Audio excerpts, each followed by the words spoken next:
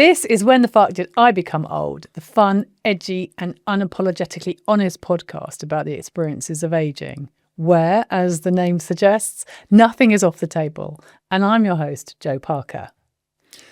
And this week, we're going to be looking back at how January is going so far, because we're not out of the woods yet. Some of the key events around our resolutions, bucket list, dry January, and actually one of the most famous people ever to be born in January, David Bowie. So I'm going to hand it over to you, Kev, because you're the one that has decided that dry January may be turning into dry February. Well, yes, but before we get to that, can we do a bit of a retro on our bucket list and resolution stuff? Okay. Because we've had a bit of traction in the real world where people have been listening to the episode we did about New Year's resolutions, our bucket list, and have been asking us questions about some of the things that we said on there. So quick update for the most asked question in the real world. People have been saying, have we or haven't we found the Masquerade Ball yet that we're going to go to? And the short answer is no, we haven't. The long answer? The long answer is we found one in Venice. Yeah. That was €5,000 a ticket, the Doge's Ball. We found one in Paris as well, didn't we? Versailles. Versailles, yeah, that was about $3,000 a ticket. And then for another 3,000 or 5,000, they would dress you. You'd get a couturier come to your hotel and get you dressed up in period Marie Antoinette style outfits. And then the cheaper ones that we've found. The cheaper ones just been a bit. They're a bit sleazy, aren't they? Either that or like there's one at China White. It's just an excuse. There's no food or anything. Yeah. It's just an excuse to get a bunch of people into China White at £50 a head. So we haven't found it yet. No, we will carry on looking. So that's Masquerade Ball. And also I've done hot yoga. I've done several sessions of hot yoga. Okay, which you promised you would do. I promised I would do. And then one thing that snuck its way onto the bucket list, but we didn't mention in the podcast. No, we didn't. Was that we have recently sold our car and taken delivery of an Aston Martin. And why is that on the bucket list? Because it's been on the bucket list for years. Right. So for me, it's been on the bucket list for 23 years, and it's just one that I'd kind of relegated to. It's never going to happen. And the origins of that story are that I did actually have my name down on a waiting list 23 years ago. For what at the time was the new Aston Martin Vantage. And when my waiting list place came up, it was just about the time that I found out. Didn't you have a discussion with someone famous about it as well? I did actually, yeah. Jeremy Clarkson, yeah. Yeah. So I was at Top Gear in 2002, 2003. I was at Top Gear, I think it was 2003, filming at Dunsfold. Yeah. And Jeremy had run out of marble lights and was pouncing marble lights off me outside the hangar as we had a break in filming. And I talked about the fact that my name was on the waiting list for the new Aston Martin Vantage. And he said, yeah, so's mine. He said, but, I think I'm going to get mine before you get yours. And anyway, sure enough, a few months later, my time came up on the waiting list and they offered me the production slot on the production line, time to configure your leather and all the other optional extras. And that was just before I found out that my ex-wife and I at the time were about to have our first child. So my first son was literally imminent. And so the idea of buying an Aston Martin disappeared. Two-seater. Disappeared. And what did you get instead, Kev? I got a son and a brown Volvo Estate. It wasn't quite the same. So to mark that, I was so grieved about it, I called my son Aston. So his middle name is Aston. Because I was adamant he was never going to forget that he's the only reason that I've ever been an owner of an Aston Martin. Anyway, he's now 22 in a few weeks' time.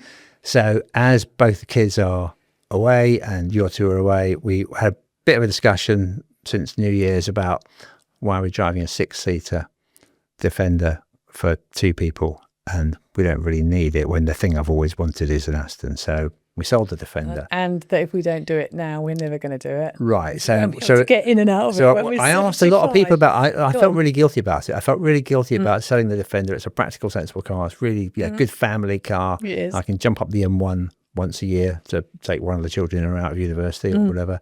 But everybody I spoke to, admittedly I only spoke to blokes. Yeah. But every bloke I spoke to about, I'm feeling a bit, they were like, no, get the Aston. get But I used to it. spoke to girls, women. They agreed. They agreed with me. It's like, if you don't do it, you're never going to do it, because in 10 years' time, you and I may not be able to be mobile enough to get in and out. Right, of well, a there is low that. If you don't get it in the car. 60s, Yeah, you're not going to get it in the absolutely. 70s. So, That being said, though, your uncle's looking at a low as a yeah, sports my car. 80, He's 80. is he 80 or 82? 80. My 80-year-old uncle is looking at buying a Porsche, a Porsche 80. But So it's on the bucket list. anyway, Now we've done it arrived literally, 48 hours ago. Yeah. And so, yeah, that is a bucket list dream, which we're now going to plan a road trip across Europe in. Just kind of like capitalize on that whole bucket list thing, do it before it's too late. We won't be going to any balls in Versailles or Venice because they're too expensive. But yeah, coming back to the rest of the stuff we talked about with regards to New Year's resolutions. So we did talk a little bit about the boring stuff like weight and whatever post-Christmas, right? And what were you going to do? Well, I was going to try and lose some of it. So I'm still carrying 4 pounds of post-Christmas weight. That's not really changed. We have still got one Christmas pudding left in the cupboard. Yeah, one I Christmas think. pudding, one sticky toffee Mince pies have pudding, gone. Literally only custard, 48 hours ago. I finished mince pies, I think, chocolates. on the weekend, right? Yeah, you finished So, the last night, the night before. So I haven't really finished the Christmas eating, even though it's the middle of January. Although you could throw it away. I could do, but I'm still drinking like it's Christmas as well, which is another problem. So when we were talking about the 4 pounds, Oh yeah, we worked out how much you're drinking. so we totted up. Well, okay, how much am I drinking currently Yeah. in my Christmas drinking? And we concluded that it's probably somewhere in the region of 50 to 70 units a week. Which means how many calories did we calculate that? 4,000 calories of alcohol And they do a week. And they do say that 3,500 or approximately 3,500 is a pound. So you're drinking a pound a week. So you tell me, yeah. Wow. So the scales are telling you, sweetheart, as well. So I have, given that I don't want to eat less, Yeah. the only thing I can do, well, not the only thing, I'm going to the gym 5 times a Yeah, week. but So what you're I'm doing going is to the gym, you're right? not putting on any weight because Yeah, no, I'm not staying losing it. stable. I'm staying stable, but I can't go to the gym anymore. 5 times is enough, thanks very much. So I either have to eat less or I have to drink less. So we're going to go dry February then, are we? So I'm considering it. I mean, obviously, we looked up, prior to this episode, we looked up the national recommended alcohol intake. We did. It was 14 units a week. It is. And you're doing... I can do that on a Saturday. I know you can. So, so clearly I need to do something about that. So, And then there was an article, wasn't there, as well, in the Times. there was. Well, we've seen one that's the opposite that goes, oh, you should have at least 2 glasses of wine. Well, a day. that's the one that you've obviously sought that out because I haven't seen it. So I am thinking about, okay, am I going to have to bite the bullet and do some sort of dry something, even if it's the last week of January and the first week of February or whatever, but something. And as we started to look into that, we got some stats on that. So We did. currently 17.5 million people in January in the UK are doing dry January. And that is 1/3 of the entire adult population, which is a bit mental. It's a bit mental. And when you compare that to how we kind of grew up, they got some stats about 20 years ago, 2004. They were saying that in 2004, drinking was completely integral to social life. And in the sort of 20 to 35 age group, literally everybody drank and abstinence was rare. Obviously, smoking was heavy then as well. Yeah. So in the stats that I looked up about it, I was looking up about people over 55 and their drinking habits and dry January. It's something like 64% of people over 55 haven't ever considered trying to do something about their drink. Yeah, well, that doesn't surprise me. I mean, as me, Yes, I know. I'm in that 65%. Have you ever considered doing something about your drinking? Well, I have considered it. And And I think once or twice I had a few days off. I think I definitely had a few days off you have. at some point in the last few years. Yes, you have. But no, I don't. I think, every time I do a Bupa medical, they say you should drink less. So I might have to do something. So I'm now giving it very serious consideration. I might go dry, right. maybe for a month. Okay. and see if I can, like, does that prove something? Right. Okay. So, okay, if I lose 4 pounds in a month Yeah. as a result of not drinking, then I'll go like, okay, fine. That is definitely a thing that can be done. So and it works. I, as you know, we're coming up to my 20 and a half years I've been sober. I have not drunk for 20 and a half years. And when I gave up. I didn't go, I'm just going to do, dry July, which is when I gave up in 2000, wherever it was, 2005. So I did it at an Anthony Robbins event, okay? And people do things for two reasons. They do things in pursuit of pleasure or to get away from pain, okay? And majority of it is actually, unbelievably, is to get away from pain, to stop the pain rather than the pursuit of pleasure. Right. So he did an exercise where the thing that you want to stop, you place a lot of pain on. So the pain that I placed on it in 2005 was when I was a single parent. So my kids were 6 and 4. And I was responsible for the majority part of the week. I mean, they saw their dad every other weekend. So if I were drunk, and I was drunk, I mean, I did drink a lot, because I started drinking, when I started doing the kids' tea at 5 o'clock, and I'd inevitably fall asleep reading them a story and wake up at 2 o'clock in the morning, all the house lights were on. So to place enough pain on it, I placed pain after pain after pain around the girls. It's like, if there's an intruder, I won't hear. If there's a fire and the fire alarm doesn't go off, I won't hear. And if I need to drive them to hospital, I won't be able to do that. And if I drive them to school and then the next day and have an accident, I could kill them. I could be over the limit. All of that, pain upon pain upon pain upon pain, till it got to the point where actually there's no way I can carry on drinking. There's no way I can carry on drinking. So I stopped. And I stopped in 2005, which, as you've just pointed out, in 2004, people didn't stop drinking. We were drinking a lot. And in our age group, it was only 6. So how easy was that? Really difficult. It was really difficult because it was part of my personality. Joe goes out, we go drinking. It kind of held a mirror up to my close friends who also drank a lot, who didn't like the fact that I had stopped drinking. And another thing, back in the day then, 20 years ago, the choice of non-alcoholic drinks is not what it is now. I mean, now 90% of pubs have got a decent non-alcoholic gin or beer or something that you can drink. So, it was difficult, and people would argue with me. And actually, funnily enough, people still don't think I'm a non-drinker, because I don't know, but I say to them, it's okay, I know I behave or I look like a drinker, I just do. So I don't have a problem with that. But nowadays, people don't have a problem with me not drinking, because so many people are not drinking. There are loads of celebrities that aren't drinking as well. So there was an article we were reading in the paper the other day on this topic of dry January, etc. And they were just saying, what's the risk to your relationship from not drinking? And they had a whole bunch of questions, which we said we would ask each other about. And we haven't asked each other. Can your relationship survive without alcohol? Yeah. So let me go with the first one then. So and I just want to point out, although we've seen the questions, we haven't asked them of each other yet. So here's the first question then. Do you think I'm drinking too much with my 50 to 70 units a week? Yes, I do. Okay, fair enough. You don't want to argue that one? No. Because given the 14-unit limit, the 14-unit limit is a ridiculous amount of alcohol that you want. Next question. Okay. What's it like? What's it like being the non-drinking partner in a relationship when I do drink? So you handle your drink quite well. And you don't drink to the point where you're drunk every single night.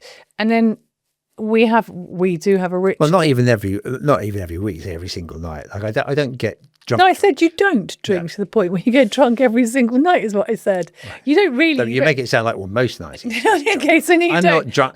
I'm not drunk most weeks. Okay, most weeks you're not drunk. So, as I say, you don't drink to get drunk every single night, but we do have a ritual. So I have a non-alcoholic gin if I want a gin and tonic.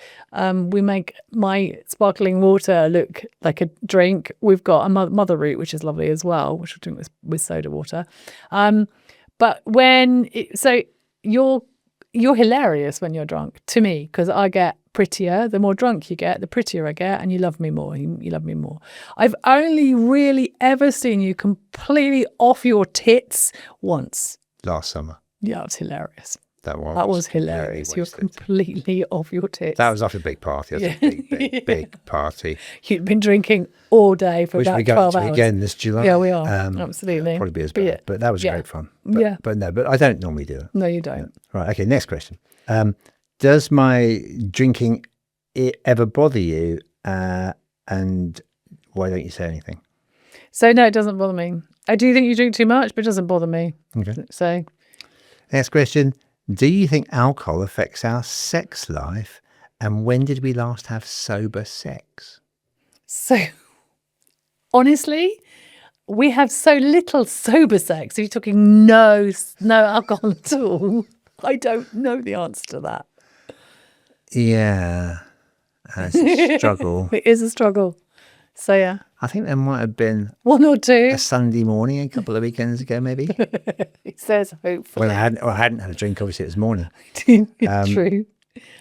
Okay, right. And then last one. If I decided to quit drinking, how do you think it would change our relationship? I don't know. You might be more miserable. So I think that's a distinct possibility. Yeah. I think that's a distinct possibility. Yeah. I could be really shitty. Because at the end of the day, when it doesn't matter whether you've been at work or come out of the study, you like to have a drink, or we've been to the gym. You have to have a drink and olives or peanuts or crisps or something, because that symbolizes the end of the day, which is very, very important. It's been very important since lockdown. I understand that, but yeah, I think you'd struggle if you couldn't end your day in that symbolic way. Okay, well, we might have to take a checkpoint in March or something. Well, see if you've done it. If you've managed it. Have I stopped? And not only that, but what have you noticed about the changes in my behaviour? I'm going to ask you the questions then. Go on then. That I've got 4 questions to ask you about your drinking. Okay. So how does it feel being the only one who drinks in our relationship? So it used to feel really weird when we started going out, but once we'd found a solution in things like Seed Lip, Clean G, Tanqueray Zero, all those, so things that enabled you to have the equivalent of a cocktail, so to speak, and thus share an experience, because it was more about an experience than anything else. Then not at all. And there have been times I've drunk Clean G, actually, haven't I? Yeah. So I have had the non-alcoholic and Seed Lip. I've had the non-alcoholic gins occasionally. They're okay, but there's no there's punch depth, right? No. But so I'm okay with it. I'm okay with it because you're still part of an experience. Okay. It's just that your glass doesn't have alcohol in it, but it doesn't feel that way. Do you ever feel judged by me for drinking? Until this conversation, no. This is the first time ever we've never even spoken about it. Sorry. So do I sound like I'm judging you? Well, yeah, the questions are a bit heavy. So so until this conversation, no. Go on. Okay. What would dry January be like for you? Well, it's not dry January. What would dry February be like for you? Well, I think I'm just going to get a bit. So I think, okay, so let me predict the future. So I think if we all can. Don't do that. Yeah. A, I'm going to be a bit shitty. Mm-hmm. And B, I'm going to have to go and do other things. Right. So I think I'm going to have to go do something really fucking boring in the garage that's been annoying me for months, right? That I just normally avoid, right? Okay. And I think I'm going to have to find a diversionary activity so that I don't take it out on you.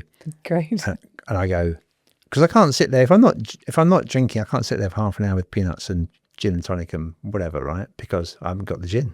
So I'm more likely to go, fuck it, I'm going to have to go clean the garage or something like that. So we'll find out. But I think that's probably it.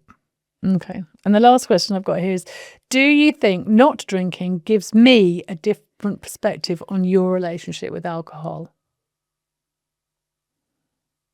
Do I think you not drinking gives me a different perspective on your relationship with alcohol? I mean, in other words, if I were drinking, would I have a different perspective on the relationship? So I don't think so, because I don't think I mean, this is the worst thing you could ever say, isn't it? I don't think I've got a problem. I really fucking don't. I don't think I've 50 got to a problem. 70 units a week is not a problem. Well, no, it hasn't been. It's been extremely enjoyable, actually. So, were it not for the weight gain and the fact that, once a year there's a doctor who does a Bupa medical and keeps telling me I'm drinking too much, but I'd be fine. Yeah. Okay, right. Well, we'll give it a go then. Right. Okay. So do you know, I mean, I did Google what celebrities had given up alcohol of our age group, because any of them with positive results. Yeah, well, I mean, I think the one that most people know about is Elton John, because it was in his film Rocket Man that he was completely off his face all the time on drugs and alcohol, and apparently he didn't have a healthy relationship with food, and he completely messed his life up big time, and then went sober. So he's sober. So that's. So I wouldn't. So I've seen no transformation in Elton John's health as a result of him not drinking. Well, it's because he's as old as he's 78. Heart attack. He's 78 now. Okay. So, but he had it. Okay, so find me a role model. Give me a role model. Brad Pitt. Okay. Brad Pitt. He's 61. Brad's in good shape. Yeah, he's been sober 10 years. Right. Denzel Washington, is he a good one? He's 70. He's been trying. Yeah. Elle Macpherson, 61. She gave up when she was 40. Well, Elle the body is like, that's her industry. So you could be Kev the body if you give up alcohol. Well, I've never been Kev the body so far. I'm not sure it's going to come to that. But if I could just use full power, I'd go with that. Kev the ledge, but not Kev the body. Kev the body.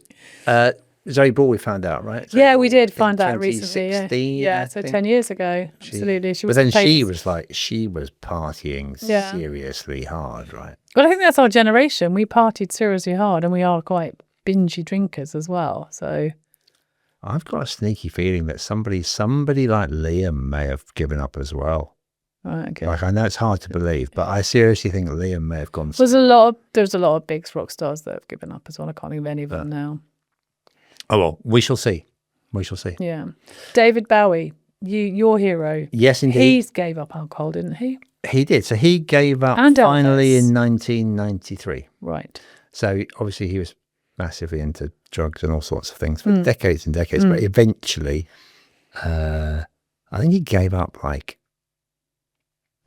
gave up heroin and cocaine in the late 70s. Right. Well done, Dave. But onto softer drugs. But it wasn't until 93 that he gave up alcohol. I said Elvis. Elvis didn't give up. Elvis died of alcoholic poisoning, so take that out. He died on the loo. But those two are both Capricorns, like my good self. So I'm a Capricorn. So you relate to Elvis and David. Well, I do. Let's hope you don't get the size of Elvis. Well, I don't. Yeah, I relate more to David than I do to Elvis, to be fair.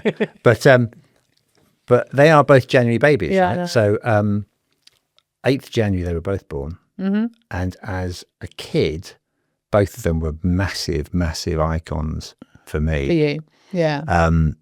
And anybody who's listening who's of our generation will remember the Athena poster shop, right? And so when I was a kid, the only way you would decorate your room would be by going down the Athena poster shop and saving up, £5 and buying yourself a big 5-foot poster to take home and put up with blue tack on your bedroom wall. So the BBC was doing a massive round of Elvis films every school holiday in the early 70s. So all the Elvis songs were on. So you got loads of that. And my dad was into rockabilly and into Bill Haley and the Comets and all that. He was a teddy boy.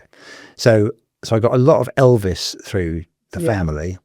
And so bang, big 5-foot poster of Elvis above my bed by the time I was about 10. And then a couple of years later, mid to late 70s, joined by David Bowie, because he had, I had red hair when I was young. Yeah, I know I have no hair now, but I had red hair. Red hair to no hair doesn't seem fair. Sorry. And the whole kind of Ziggy Stardust, that insane thing with the red hair. Yeah. That was oh, okay. But there was a particularly poignant moment actually where I used to go work in the garage in the evening with my dad, and he would have the radio on, and so you'd have John Peel on the radio, And Heroes was first played in the UK. The first airplay of Heroes was played by John Peel.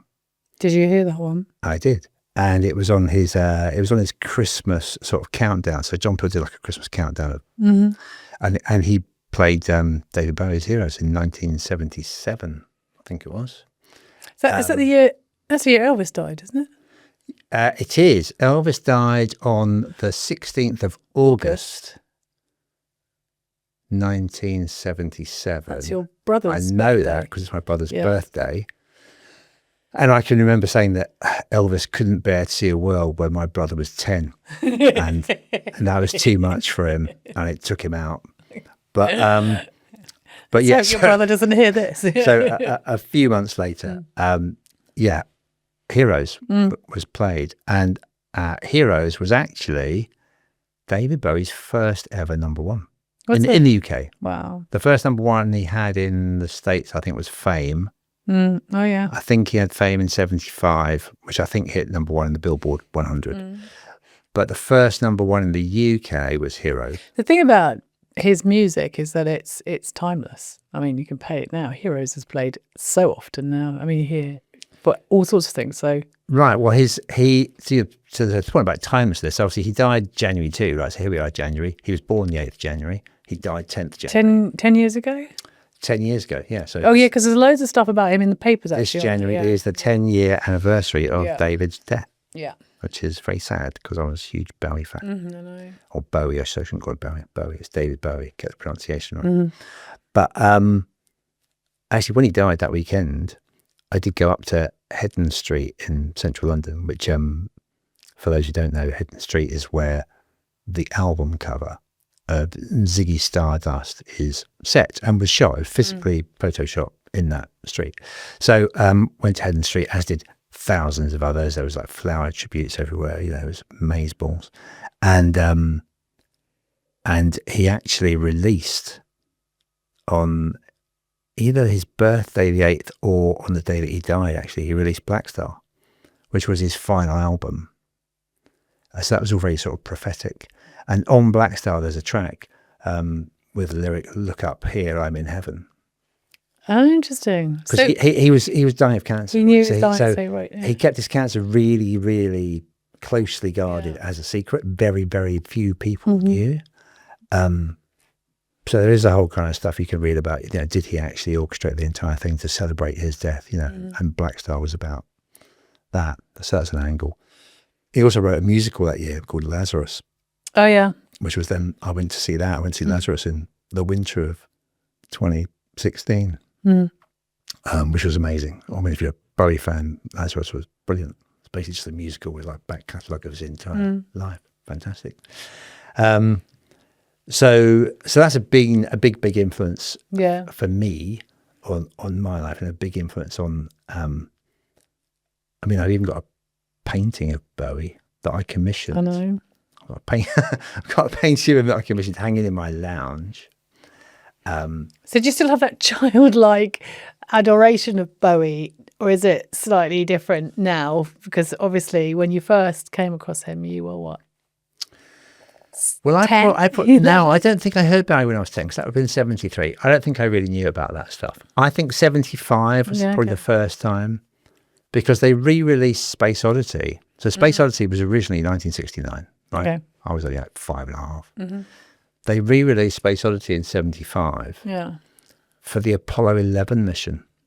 Interesting. And they used that song as part of the coverage of Apollo 11. And that's when Space Oddity became a big hit. So now your appreciation of David has completely shifted. It's more grown up. It's more steeped in. No, he was a nonconformist, right? Music, he was a nonconformist. He was, and I was, I think, still probably am in my own little way, nonconformist. Because you were a punk. And he was. You were a punk. I was. I mean, he had red hair at the time. He had red hair when he was a lad insane and Ziggy Stardust. He had red hair. Yeah. But he's become a legend, right, to all sorts of bands that grew out of that punk era. And he's shaped the future of music. He shaped the future of fashion. So I found an article the other day of 10 bands that wouldn't exist today if it wasn't for David Bowie. Do you think that, or do you think they were just inspired? There's a difference between not existing or inspired. Significantly inspired by them. So, okay. shall I rock you through the 10 Yeah, bands? rock us through the 10. Okay. So, first up, Sex Pistols. I like them. Now, why the Sex Pistols? They were 1975, 76. Yeah, weren't they? Yeah. correct, I was a punk. So, if you look at any of the footage of the Pistols, right? Now, admittedly, some of this is obviously sculpted by Malcolm McLaren, right? So, Sid Vicious. No, sorry. No, the manager. The manager, yeah, sorry. So if you look at the image, yeah. the image of the Pistols, some of that was Malcolm McLaren / Vivienne Westwood, right? Yes. But the art, so the thing that they took from Bowie really was they were a bit glam, right? They used a lot of makeup. Yeah, they did. They were very put together in terms of their imagery. They were a bit glam, and they were art school subversive. They were kind of like using media. The whole thing about that double album, Nevermind the Bollocks, and the various press footages, there was a whole subversion media schooling thing there. That was inspired by Bowie. Totally inspired by Bowie, and by the way Bowie had used Ziggy Stardust as a vehicle to promote himself, because until Bowie had invented Ziggy as a character, he wasn't famous. I didn't know that. He was not famous. He had no hits. And so the whole thing about taking on an image, and Sid Vicious actually, who developed the sort of spiky black hair image, he ripped that off of Ziggy Stardust. Yeah, I'm sure he did. Yeah. And next up, Joy Division. Yeah. So Joy Division were originally called Warsaw. That's because David Bowie which was a track. Right. So that was in 76. Because he did a lot of recording in Germany, didn't he? 77. Bowie? He did. So he went to his Berlin period, and Joy Division named themselves originally Warsaw after a track off the Low album, which was recorded in Berlin by David Bowie. And the night that Ian Curtis died, he was lead singer at Joy Division and famously committed suicide. The night he died, he was listening to the Iggy Pop album, The Idiot, which was produced by Bowie. So there's lots of Bowie links there into Joy Division. Next up, pretty obvious one, Gary Newman. Yeah, we like Gary. So he was influenced by an earlier period, 1976 Station to Station album that Bowie did. And his stage persona, Gary Newman's stage persona, was entirely ripped off of the Thin White Duke, which was an image that Bowie crafted between 75 and 76. And so completely that. And a bit of The Man Who Fell to Earth. So if you've seen the film, The Man Who Fell to Earth, that Bowie was, that whole detachment and this whole sort of cold Straight eyes face, thing, that was Gary Newman all over. It was. Fourth one, The Cure. Now, The Cure, lots of links to Bowie. Again, they were inspired by the Low album. They've cited in interviews the Low album of 77 and the gloom and the kind of Brian Eno produced sound totally shaped the sound of The Cure.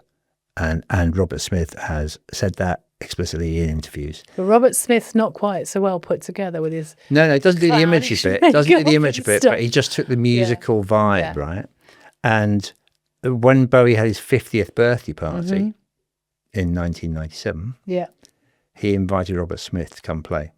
Interesting enough, just a sideline, Robert Smith is now heading up the Teenage Cancer Trust performances at the Royal Albert Hall. He's curator. His curator has taken it over from Roger Daltrey, and he's got some really good bands coming up, hasn't he? So yes, and we're going to some. Are you going to be able to drink your coffee whilst talking? I'll give it a go. Okay, so he's got some really good bands coming up, which we're going to see. We're going to see, I was going to say Wet Leg, but we're not. We're going to see Wolf Alice. Wolf Alice, I knew it began with a W, and Placebo. Garbage as well. So that's Garbage. Looking forward to that. So Placebo supporting Garbage on the Saturday, and then we're going to go see Wolf Alice on the Sunday. So after The Cure, who else have we got? Susie and the Banshees. I was never really a fan. Again, influenced by the Berlin period. And the I don't know if you've ever seen the stage makeup that Susie does and the one-piece sort of harlequin costume she wears. Well, yeah, that's completely ripped off of Aladdin Sane. I'm sure that's... And Ziggy Stardust. Yeah. Smiths. Both Morrissey and Johnny Marr are self-confessed fans of Bowie. Yeah. In the case of Morrissey, the thing that he shares, I suppose, really is the whole sort of intellectualization of pop music. Okay. The androgynous, bisexual, gender, queer thing, totally Bowie. Like Bowie's invented that shit, you know. But he sings about the teenage angst of a boy who's fallen in love with somebody who he can't have type thing. And if I died with you today, then it would be the happiest day of my life. Yeah, but there's desperately sad songs on Hunky Dory that are a bit like that. But you said androgynous, which is not. Who, Bowie? No, you don't. Totally androgynous. Smiths, Morrissey.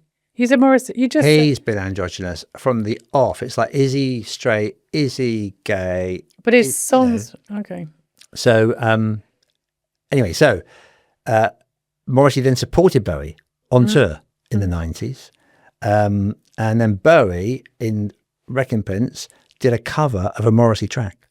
Interesting. So there you go. Which one, do you know? Yeah, it's called I Know It's Gonna Happen Someday, is the track that Bowie covered. Last four, again, massively inside Bowie, Suede, Brett Anderson.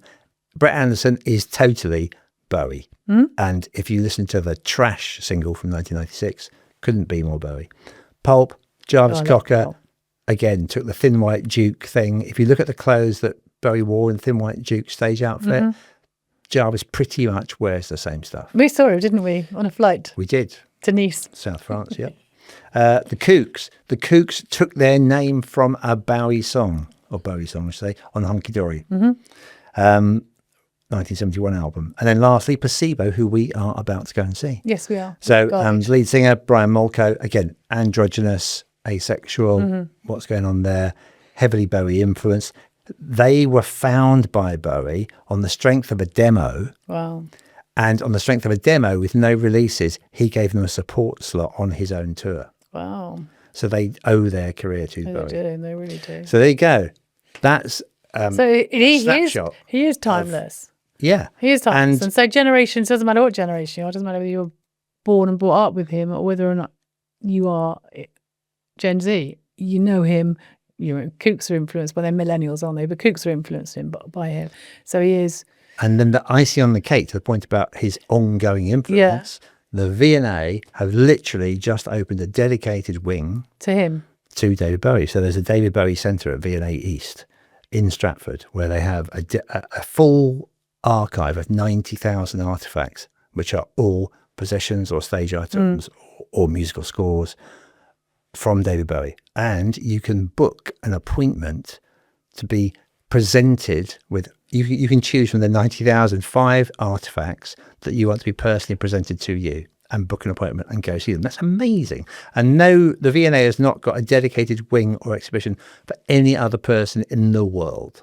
Only Bowie. He is a hero. He is.